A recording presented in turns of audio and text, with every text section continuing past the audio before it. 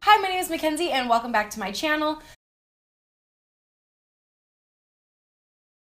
So today, as you can see by the title, I'm finally doing my curly hair routine. I have done other hair tutorials in my previous videos, but I haven't really shown you guys my curly hair routine that I do not every day, but every time I co-wash or need to comb my hair. So I have all of my hair products in front of me today. I don't use all of these every day, so don't worry. I'm just gonna show you guys what I do right now. My hair is a mess. It's been kind of matted in this bun for like a good 4 days. So I'll show you guys what I do. So in this video, I'm going to show you how to get frizz-free curls plus my hair routine. I'll be inserting these frizz-free tips throughout the video so you guys don't have to listen to a long intro. So before I start my routine, I would typically co-wash my hair and I would go through my scalp and add an oil. This right here is my sister's hair growth oil. I will link her hair growth oils down below. She actually has like a cute bottle and everything. This was just one of the first ones she ever made before she started selling them. I'll just do it now because it doesn't ever hurt to put oil on your scalp. I will make sure my scalp is oiled. So let me just shake this up. And then I will run this down the middle, down the back, down the sides, and then the side back. And then I will massage this into my hair.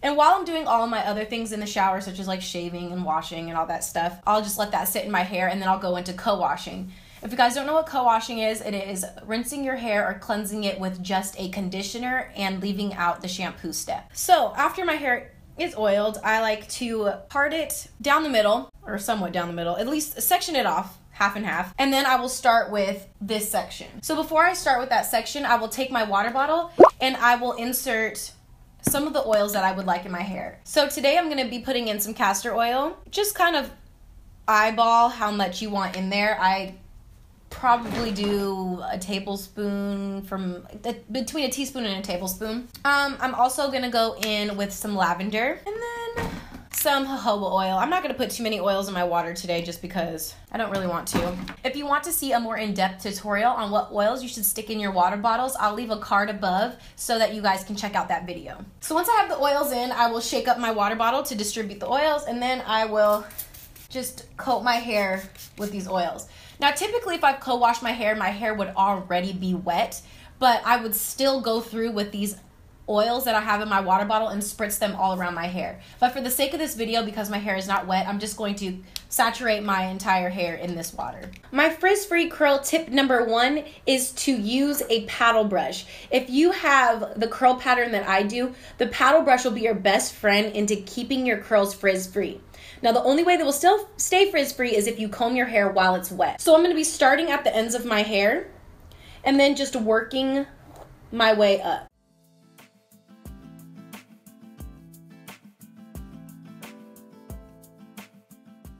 And then once I'm done with my first section, I will just continue around my head, parting my hair into different sections and then saturating it with water. My frizz-free tip number 2 is to use a sulfate-free shampoo. That was a tongue twister. Sulfate-free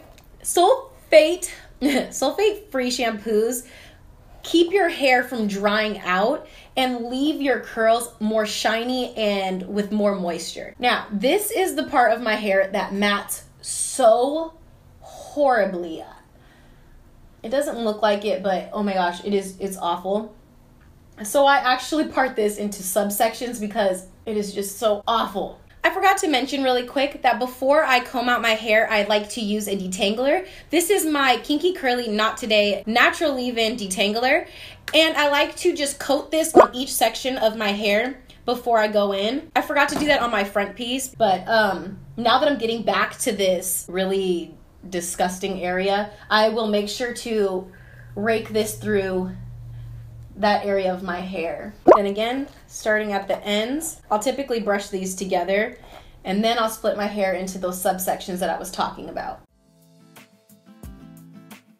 Another tip for curly hair is do not get a paddle brush that has beads at the end. You want the bristles to be smooth all the way up, if you know what I mean. There's some paddle brushes that will have little beads at the end, and those get caught and rip out your curls. So I would avoid those types of paddle brushes at all costs.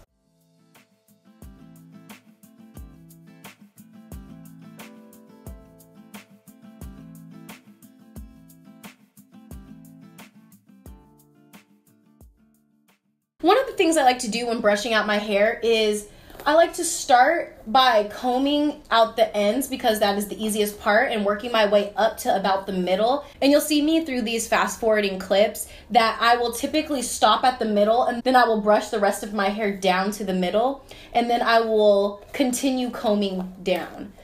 To me, it is easier kind of to meet halfway than to just keep working all the way up and putting a lot of stress on your ends. The reason people typically have frizzy hair is because they rip through their hair, and that causes breakage.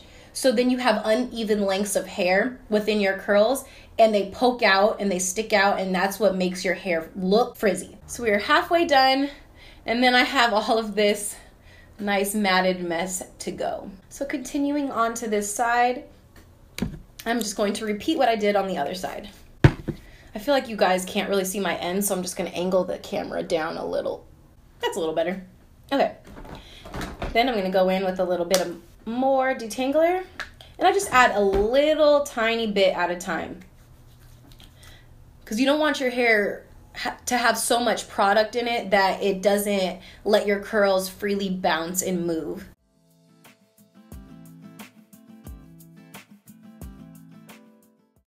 Okay, so now that I have my hair all combed out, what I like to do is lean my head towards the side and brush my hair off of my scalp.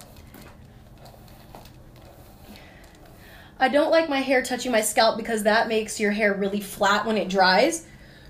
And we have to remember, if we want frizz-free curls, you cannot manipulate your hair until it is 100% dry. So you have to prep it beforehand. So what I do is I brush all my hair off of my scalp, kind of lifting and bringing the comb forward. And you can already tell that it is a little bit more off of my scalp. What I'll also do is brush my bangs forward so that they can get in the right place when they dry. And this isn't always the most comfortable thing, but it's what I gotta do. So if I want really nice curls, I like to pull my bangs out and just brush slowly and let my hair kind of go back the way it wants. And then I get little pieces that aren't supposed to be there. Kind of brush that part away, but at the same time keeping these hairs away. They're not supposed to be there. Now that I've brushed my hair away from my scalp, I like to go in with my pick and further separate my curls so they don't dry really together and small. Now this will create volume in your hair. So I'm just going through and I'm separating all of my curls with my pick, and then doing it to the other side. Really separating those curls. So you can already see just in doing that, I've already added body to my hair, but sometimes I want to add different lengths to my hair. So I know if I brush my hair with the paddle brush, my hair will dry shorter and more kinky. And if I brush my hair with a pick or a wide tooth comb, my hair will dry longer. So to add my own layers into my hair, now that my hair is combed out with the comb, I want to add small kinky curls kind of around the crown of my head. And this will give my hair a nice shape when it dries. So I just like to take the top layers of my hair and then go back in with my paddle brush and kind of add those nice bouncy curls back into my hair. Now this is also what I like to do to make sure that my hair isn't frizzy on the top, because once you separated your curls with the pick, now they're free to kind of dry in any direction they want. But when you come in with a paddle brush and you give your hair that nice sleek curl, they won't poof out as much.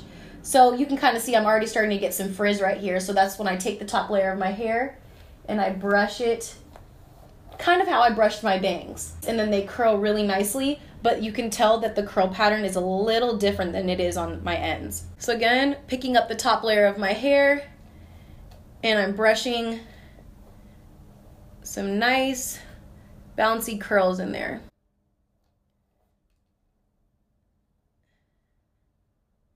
And I'm doing that all around my head. And then one more thing that I do is I just gather my hair on either sides, and I just take this and I brush the ends with the paddle brush. Once it's dry, it is easier to separate your ends than your entire head of hair. So I like to do that just so I get nice ringlets at the bottom of my hair when it dries. So I will do that to the other side as well. Just kind of make sure that it's all kind of brushed. And I have a quick question for you curly hair girls. Which way do your curls turn? I never thought of that before, but I just wanted to do a little poll to see which way your guys' turn. Out of curiosity, mine actually turned left. As you can see by this curl, my curls actually rotate to the left.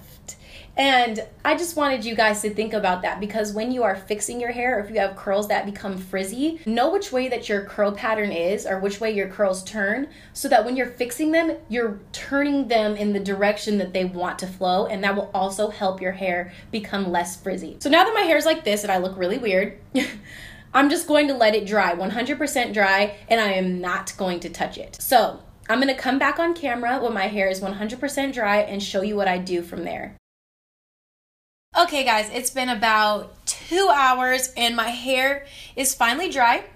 And as you can see, it doesn't have a lot of body, and this is not how I like it to look. So once my hair is 100% dry, I do like to flip my hair upside down and shake.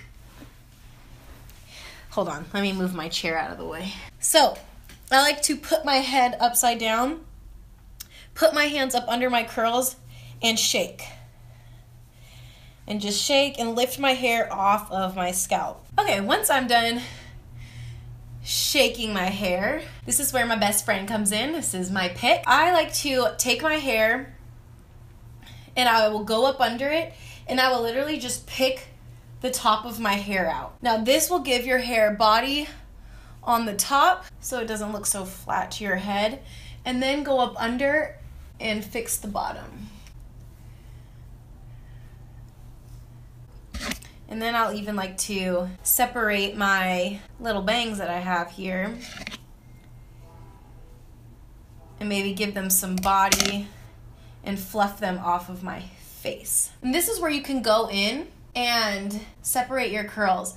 And because your hair already has those oils in it and it is moisturized, when you're separating your curls, it won't frizz, and you also don't have to put more oil on your hair to separate your curls. I know a lot of people like to separate their curls with oil on their hands, but sometimes that can weigh your hair down. But because we already have those oils in our hair from spritzing it, we can just go in and separate the curls. Now, the curls that I'm separating are the ones that I brushed with the paddle brush, because as you can see, they kind of gather together in like one loop, and I like to separate them into little mini curls. And this will also give your hair body. So separation is key to body. A little more shaking.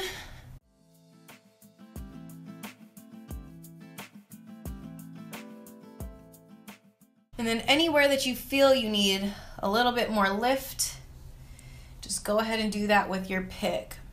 And you can really see the shine that reflects off my curls because of those oils that I have in my hair. Anyways, thank you guys for watching my curly hair routine. If you like this video, please give it a thumbs up, and don't forget to comment and subscribe, and I'll see you in my next video. Here is my shit, roll the ride.